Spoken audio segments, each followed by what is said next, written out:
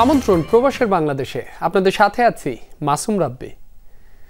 Kuwait প্রবাসীদের সুখবর দিল বিমান বাংলাদেশ এয়ারলাইন্স। কুয়েত ঢাকা রুটে যাত্রী সেবার মান উন্নয়ন, সাশ্রয়ী মূল্যের টিকিট এবং ব্যাগেজে অতিরিক্ত সুবিধা সহ নানা উদ্যোগ নিচ্ছে সংস্থাটি।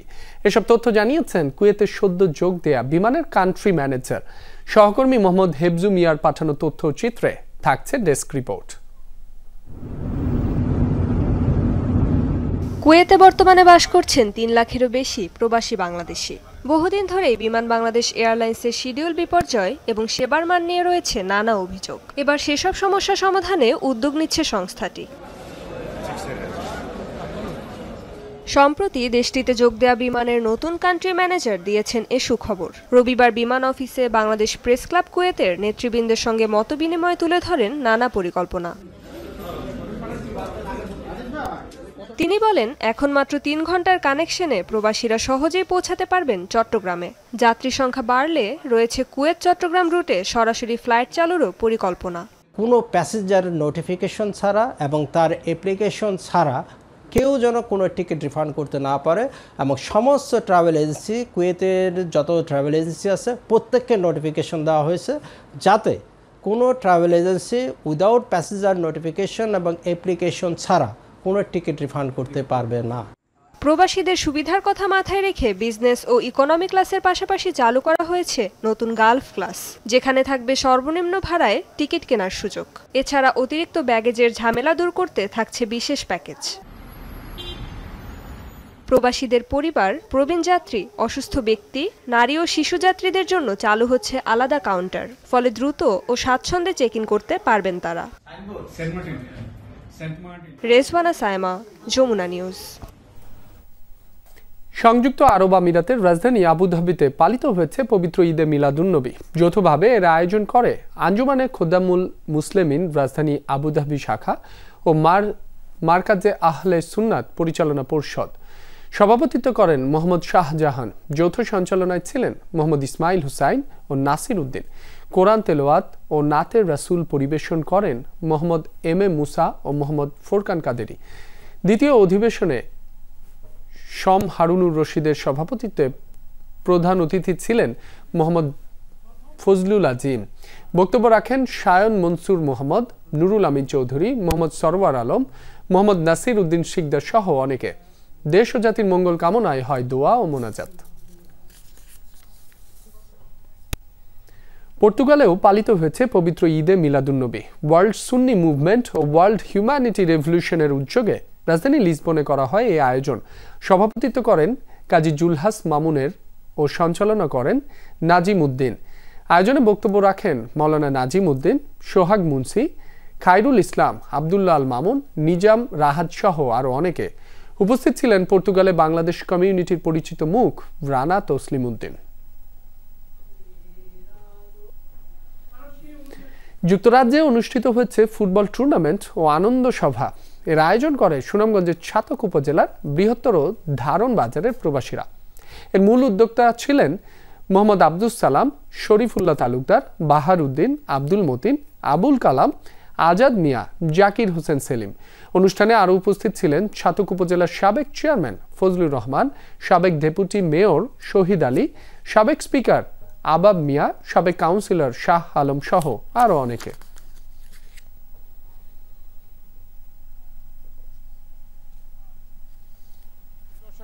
স্পেনে উদযাপিত হচ্ছে বাংলাদেশ জাতীয়তাবাদী দল বিএনপির ৪৭তম প্রতিষ্ঠাবার্ষিকী। বার্সেলোনার একটি রেস্তোরাঁয় কাতালোনিয়া বিএনপির উদ্যোগে আয়োজিত হয় আলোচনা সভা। সভাপতিত্ব করেন সংগঠনটির আহ্বায়ক শফিউল আলম শফি। যৌথ সঞ্চালনা করেন সদস্য সচিব আজমান আলী, যুগ্ম সদস্য সচিব তুতিউর রহমান ও মামুন রহমান। টেলিকনফারেন্সে বক্তব্য রাখেন স্পেন বিএনপির সাধারণ সম্পাদক রমিজ উদ্দিন। আলোচনা শেষে কেক কেটে শেষ হয় অনুষ্ঠান।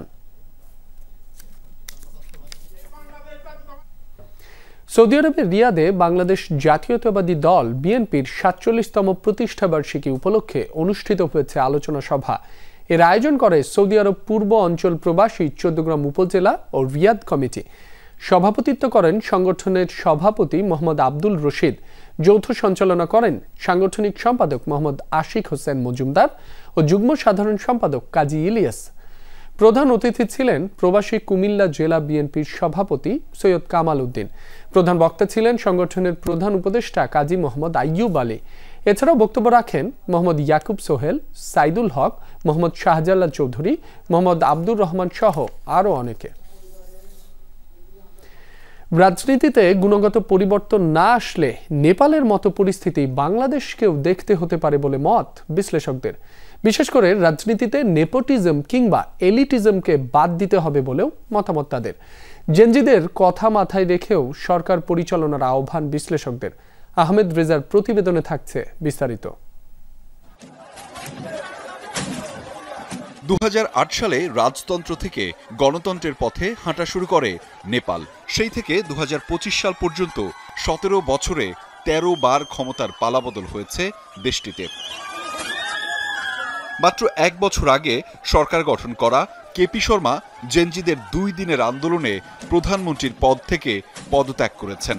সামাজিক যোগাযোগ মাধ্যম নিষিদ্ধের জেরে চলা আন্দোলন পরিণতি পেলেও মূলত লাগামহীন দুর্নীতি, স্বজনপ্রীতি, ক্ষমতার অপব্যবহারে ক্ষোভ ছিল নেপালিদের মধ্যে। এ অবস্থায় দেশটির এমন রাজনৈতিক অস্থিরতায় পাল্টা কেমন প্রভাব পড়বে বাংলাদেশে? বিশ্লেষকরা মনে করছেন নেপোটিজম বা স্বজনপ্রীতি, নেপোকিটসের বিরোধিতা করে জেনজিদের এই আন্দোলন বাংলাদেশকে মনে করিয়ে দেয় রাজনীতিতে গুণগত পরিবর্তন না এলে এমন অবস্থার সৃষ্টি হতে পারে আবারও। বাংলাদেশের যে রাজনীতি, সেই রাজনীতিতে গুণগত পরিবর্তন না আসলে পরে আমরা আবার এই ধরনের উত্থান বাংলাদেশে যদি দেখি, অবাক হওয়ার কিছু থাকবে না।